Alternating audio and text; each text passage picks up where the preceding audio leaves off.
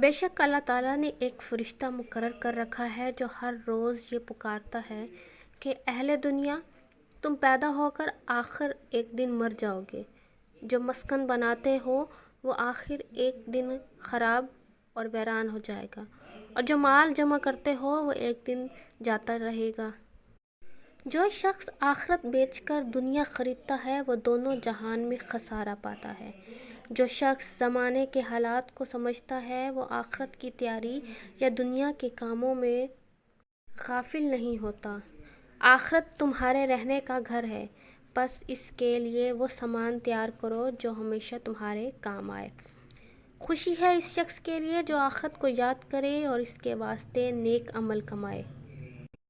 خوشی ہے اس شخص کے لیے جس نے آخرت کے لیے خالص کام کیے اور نیک عمل کمائے، اور وہاں کے واسطے ذخیرہ حاصل کیا اور ناجائز کاموں سے بچا رہا۔ بلا شبہ آخرت میں صبر، رضا، خوف سے بڑھ کر کوئی عمل تیرے حق میں اللہ تعالیٰ کی بارگاہ میں نفع نہ ہوگا۔ اپنی آخرت کی اصلاح کرتے ہیں وہ ہر طرح کی خیر و خوبی میں کامیاب ہو جاتے ہیں۔ اپنی آخرت کی فکر رکھ اور اپنے نفس کا غم نہ کر۔ بہت سے غمگین ہیں کہ ان کا غم کرنے سے دائمی خوشی حاصل کی، اور کئی ایک رنج میں ڈوبے ہوئے ساحل مقصود پر پہنچے ہیں۔ بنی آدم جنت کو چھوڑ کر اور کاموں میں مصروف ہیں، اور وہ یہ نہیں سمجھتے کہ دوزخ کی آگ اس کے آگے بھڑک رہی ہے۔ جو شخص اپنے دین کو بگاڑ دیتا ہے وہ اپنی آخرت کو برباد کر دیتا ہے۔ طالب آخرت کو چاہیے کہ وہ اپنے تعلق والے لوگوں سے سچائی کے ساتھ معاملہ کرے، اپنی عقل کو حاضر ناظر رکھے اور آخرت کے بیٹوں میں شامل ہو جائے کہ وہاں سے آیا ہے اور اسی کی طرف لوٹ کر جائے گا۔ آخرت کی یاد نفس کے امراض کی دوا اور ان کے لیے نسخہ شفا ہے، اور دنیا کی یاد نہایت لا علاج بیماری ہے۔ آخرت میں سب سے زیادہ غنی وہ شخص ہوگا جو دنیا میں سب سے زیادہ محتاج ہے۔ آخرت میں سب سے زیادہ حصہ اس شخص کو ملے گا جو دنیا میں کم نصیب ہے۔ بے شک آخرت اپنے زلزلوں کے ساتھ نزدیک آ گئی اور اپنے سینے کے بل بیٹھ گئی ہے، اور نہایت قریب کے لحاظ سے گویا ابھی موجود ہو گئی ہے۔ آخرت میں سب سے زیادہ غنی وہ شخص ہوگا جو دنیا میں سب سے زیادہ محتاج ہے۔ آخرت میں سب سے زیادہ حصہ اس شخص کو ملے گا جو دنیا میں کم نصیب ہے۔ بے شک آخرت اپنے زلزلوں کے ساتھ نزدیک آ گئی اور اپنے سینے کے بل بیٹھ گئی ہے، اور نہایت قریب کے لحاظ سے گویا ابھی موجود ہو گئی ہے۔ آخرت باقی اور دنیا فانی میں امتیاز کرنا بہترین نظر ہے۔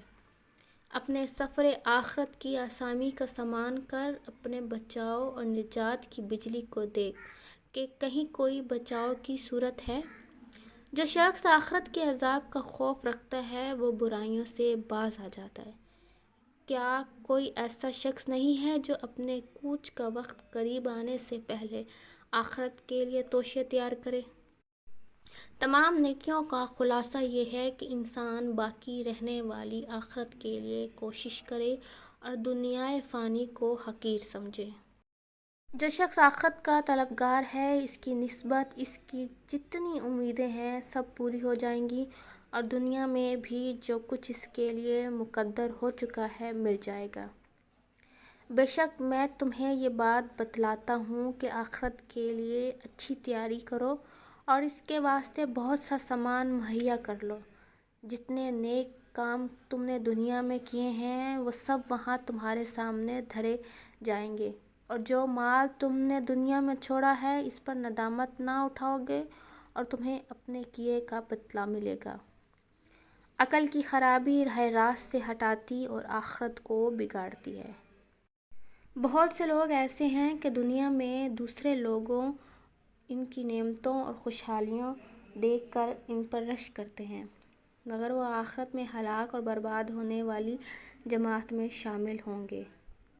جو چیز گزر جائے وہ اس طرح ہو جاتی ہے کہ گویا اس کا وجود ہی نہ تھا، اور جو چیز آنے والی ہے اس کا آنا ایسا یقینی ہے کہ گویا وہ وجود میں آ چکی ہے۔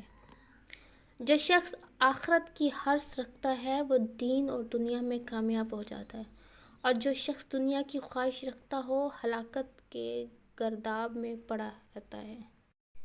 کسی جانے والی چیز کو مت پکڑ رکھ اور کسی آنے والی سے جدائی اختیار نہ کر۔ سمجھ لے کہ دنیا جانے والی اور آخرت آنے والی ہے۔ جو شخص آخرت کا خوف رکھتا یا دنیا کے کسی مطلب کے فوت ہو جانے سے ڈرتا ہے، وہ صبح سے پہلے اٹھتا اور اندھیرے میں اپنا کام شروع کرتا ہے۔ آخرت سعادت مند لوگوں کا حصہ اور دنیا بدبختوں کی آرزو ہے۔ اس روز سے ڈرو جس میں تمام کاموں کی جانچ پڑتال ہوگی، لوگ سخت گھبراہٹ میں ہوں گے اور بچے خوف سے بوڑھے ہو جائیں گے۔ بے شک تم کو آخرت کی طرف لوٹنا اور بارگاہ اللہ تعالیٰ میں پیش ہونا ہے۔ جو شخص سب کچھ چھوڑ کر آخرت کی فکر کرتا ہے وہ اپنے مطلب میں کامیاب ہو جاتا ہے، اور جو فضول باتوں سے بچتا ہے، سب عقل مند اس کی رائے کو درست بیان کرتے ہیں۔